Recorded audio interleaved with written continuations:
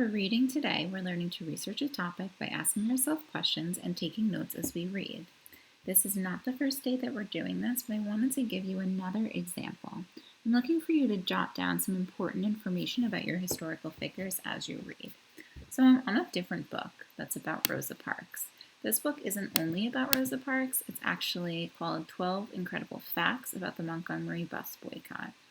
I'm looking starting at page 6, which is where Rosa Parks says no. I'm going to make this a little bit bigger so it's a little bit easier to read.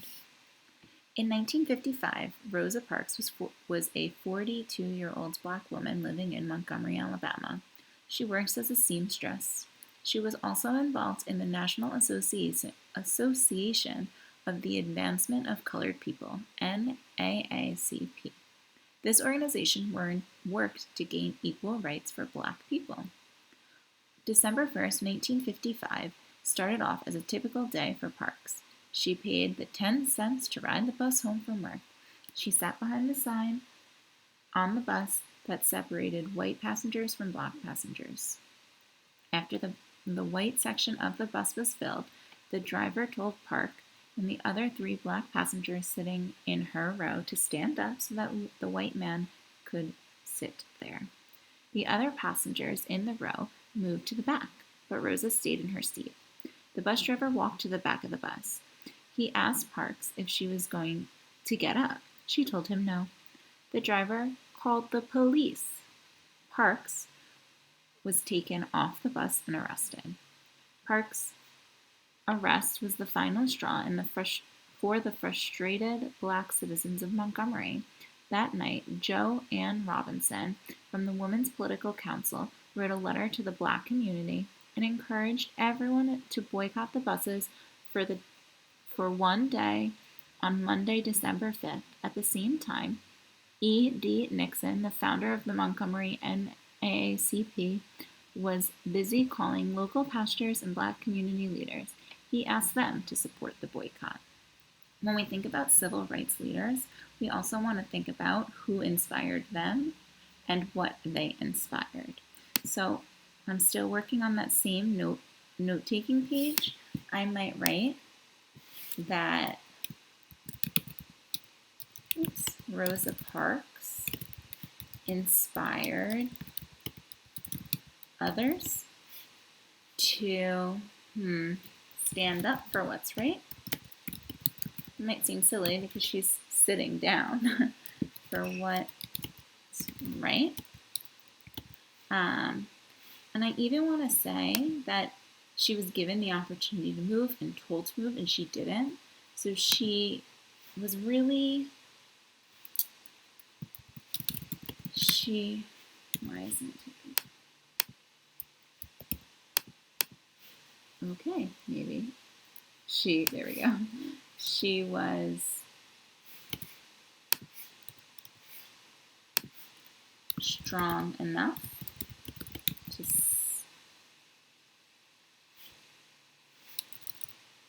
to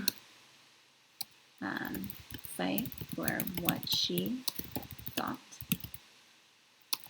was right. Is it going to show up? There we go. I can also look at Joanne Robinson. Joanne Robinson was a professor at Alabama State College. She was also a member of the Women's Political Council. In 1949, so before Rosa Parks did this, she accidentally sat in the white section of a bus. The bus driver shouted at her, and she got off the bus. That day, she vowed to do whatever she could to end bus segregation. So clearly, this wasn't the only time that someone was asked to do something like this. So I might write here, Joanne Robinson. Again, if I don't know how to spell it, I can go right back to my book. Joanne Robinson was another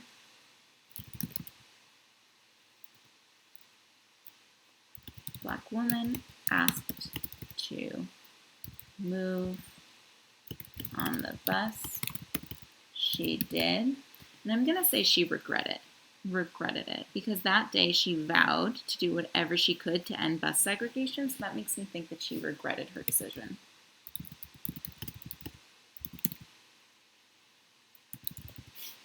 My computer is going a little bit slow right now. It's hard to see what I'm taking. As I continue to read this book, I'm going to continue to take notes. If we look at the popular South Jackson line being empty, we can find out that Rosa Parks actually inspired a lot of other people. During the weekend following Rosa Parks' arrest, the Montgomery Black community made plans for Monday's boycott. A letter from the Women's Political Council asked people to walk, share rides, or take taxis if they had to go to work. On Sunday, December 4th, pastors from local Black churches encouraged their church members to support the bus boycott. On Monday, the citizens of Montgomery watched to see what would happen.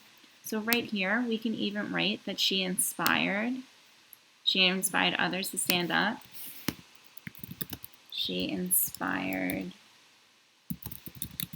others to boycott the bus. If you don't know what boycott means, you can actually click on it. But a boycott is similar to a protest, to join others in refusing to deal with a person, organization, or country, usually to express disapproval.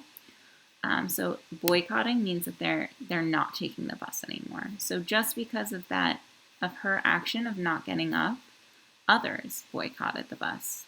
The South Jackson line was a bus route. It usually was full of Black women. They rode the bus from their homes to the big houses where they were maids for white families. On the morning of December 5th, Coretta Scott King, the wife of Martin Luther King Jr., watched the bus from her window. The first bus to drive by was empty. The buses that followed it were also empty. So that's a really big deal if you think about how many people take the bus. If you think about near us, how many people take that public transportation. I'm also going to go back because I forgot to put an important date on my timeline. Just because you forgot it, you moved on, doesn't mean that you shouldn't go back and try to add to it. So I would write in 1955, Rosa Parks said no to moving her seat. Now, if I find more information that comes before 1955, I might want to move this to the next spot. Remember, as you're reading your book, you're taking notes, just like I'm doing. We don't expect you to keep all of this information in your head. Write it down in your own words as you're reading. This way, you're able to go back and look at your notes rather than rereading all of the text. The notes are here to help you. They're here for you to remember the information that you collected while you were reading.